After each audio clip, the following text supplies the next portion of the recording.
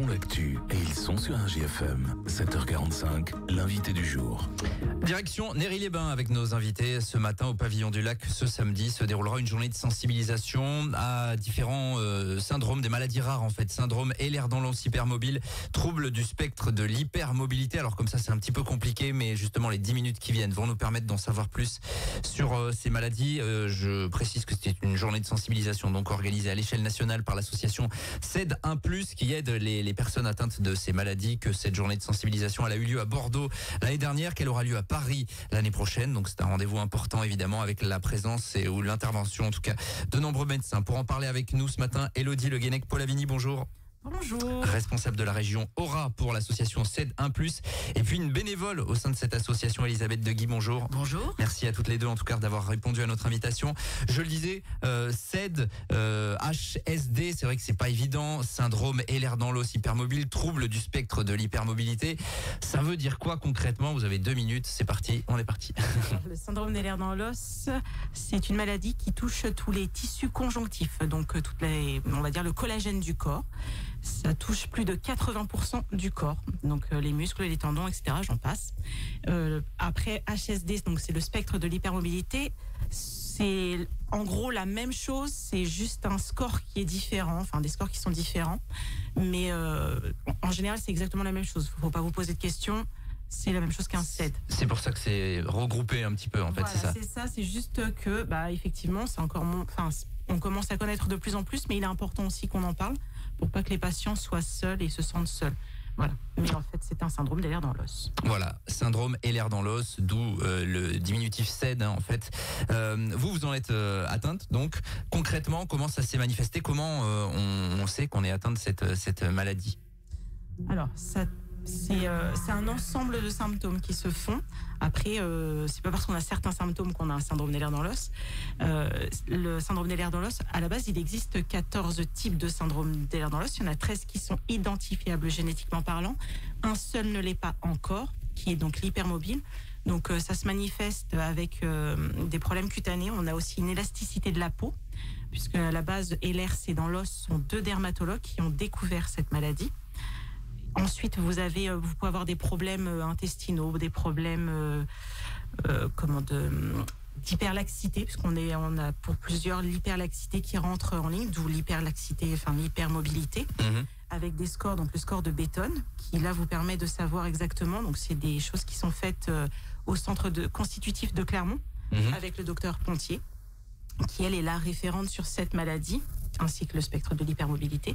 Et c'est elle, en fait, qui détermine à la fin, en fonction de plein de petits éléments, enfin, plein de symptômes XY qu'elle associe. Et ensuite, on vous dit si c'est ou un syndrome d'Ehlers-Danlos hypermobile ou un spectre de l'hypermobilité. Ça se traduit comment dans votre vie de tous les jours, concrètement? Quel problème ça pose, en fait? Alors en fait c'est tout à chacun, puisqu'on est tous différents. Bien sûr, avec on a bien compris qu'il y avait différentes variantes. Voilà, il y a la fatigabilité. Après il y a le fait qu'on parfois on a des grosses difficultés à pouvoir se déplacer. C'est des douleurs qu'on ne montre pas forcément, parce qu'elle reste quand même une maladie invisible. Exactement, c'est ce que j'allais dire, ouais.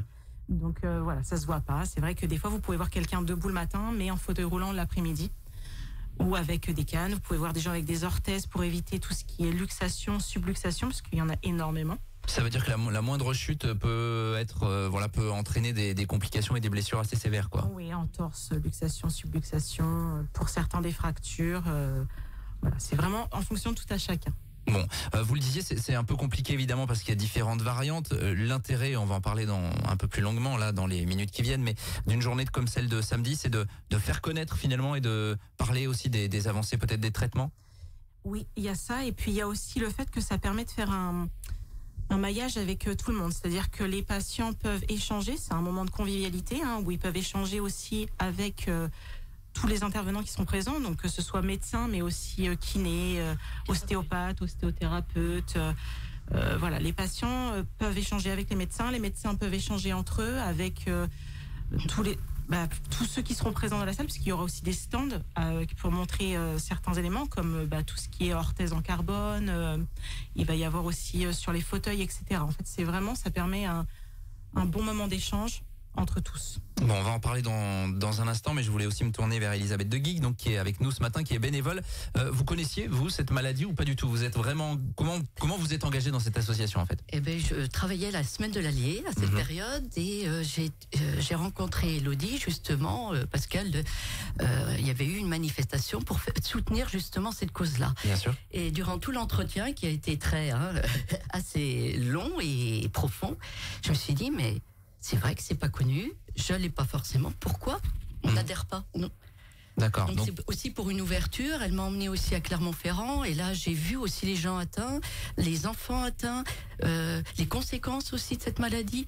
Et je sais pas, j'ai senti que c'était une cause qu'on devait défendre aussi. Ouais, ça vous a donné envie de vous mobiliser en fait. Voilà, c'est ça. C'est ça. De quelle manière finalement vous vous engagez? Vous serez présente, j'imagine, samedi évidemment, qui est un temps fort de l'association. Je crois, moi aussi je ferai des interviews, je vais les aider au stand et puis je pense aussi au niveau logistique aussi, je sers d'appui. Voilà. Alors je lisais un petit peu des documents à ce sujet sur le nombre de personnes qui sont touchées. On n'a pas vraiment enfin il y a des débats, j'imagine, j'ai eu l'impression de voir ça. Il y a des débats entre spécialistes pour savoir s'il y avait vraiment beaucoup de personnes touchées par cette maladie qui reste quand même une maladie rare. Ça reste une maladie rare. On n'a pas de chiffre exact puisqu'effectivement, vu qu'il y a une différence entre le syndrome des lèvres dans l'os et le spectre de l'hypermobilité, le syndrome des lèvres dans l'os reste une maladie rare. Le spectre de l'hypermobilité, il y aurait plus de personnes atteintes par ce spectre et effectivement, donc mieux reconnu puisque moins rare. Ouais. Donc on n'a pas de chiffre exact. Je lisais 500 000 personnes atteintes en France, c'est à peu près ça ou pas du tout? Je suis complètement à côté. Oui, le chiffre est celui-là, mais effectivement, on revoit tout le monde, plus tous ceux qui ne sont pas encore détectés par les médecins, puisque ça reste très difficile. Il y a encore trop de temps qui est mis pour détecter les gens. C'est ça la difficulté à chaque fois qu'on reçoit des responsables d'associations comme ça qui sont des victimes de maladies rares. Il y a effectivement un délai pour la prise en charge et pour le diagnostic, d'où l'intérêt d'une journée comme celle de samedi au pavillon du lac de Néry. Déjà, je disais que les inscriptions, normalement, on est un peu limite. Est-ce qu'il y a encore possibilité pour les gens de s'inscrire? Bien évidemment, en fait, on peut s'inscrire sur place directement. D'accord. Il n'y a plus besoin de passer par Helloasso puisque c'est fini sur Helloasso, mais bien évidemment, vous pouvez venir le jour même et vous inscrire sur place ou nous envoyer un mail pour nous dire que vous souhaitez être en présentiel ou en visio sur le site de l'association. Avec donc cette volonté qu'il y ait des échanges finalement et la présence de nombreux spécialistes de la question qui seront ou présents ou en visio finalement, c'est aussi ça qui est important, c'est que des experts finalement amènent un petit peu ce qu'ils pensent de cette maladie et la manière de la prendre en charge. Oui, bien sûr. On a la chance d'avoir des intervenants qui nous soutiennent, qui sont là et qui peuvent en parler.